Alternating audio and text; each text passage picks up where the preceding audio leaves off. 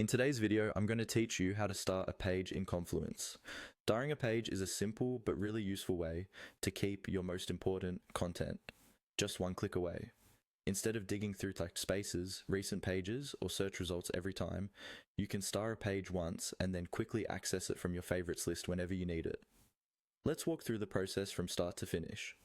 First, open Confluence in your browser and navigate to the page you want to start. This could be anything you refer to often: a project overview, a meeting notes page, a team handbook, or a technical spec. Make sure the page is fully loaded so that all of the options in the toolbar are visible at the top of the screen. Once you're on the page, look for the three-dot icon, sometimes called the More Actions menu. You'll typically find this near the top right of the page, on the same line as the page title and other icons, such as Edit or Share. If you don't see it right away, move your mouse toward the top right corner and it should appear there in the header. Click on the three dots to open the drop-down menu.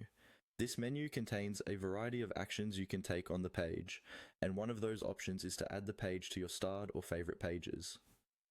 Take a moment to scroll through the list if needed, and then look for the option labeled Star or Add to Starred. Now click on Star. As soon as you do this, Confluence will mark the page as a favorite for your account. In many setups, you'll see a star icon change appearance, or you might notice a brief confirmation that the page has been added to your starred list. From this point on, that page will be available under your starred or favorites section, usually accessible from the sidebar or your personal menu. That's all there is to it. Open the page you want, click the three dots, and select Star. It's a small action that can save you a lot of time, especially if you're working with a large number of pages or across multiple spaces.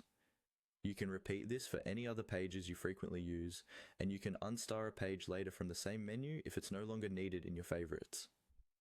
By getting into the habit of starring key pages, you'll keep your Confluence workspace organized and make it much easier to jump back into your most important work.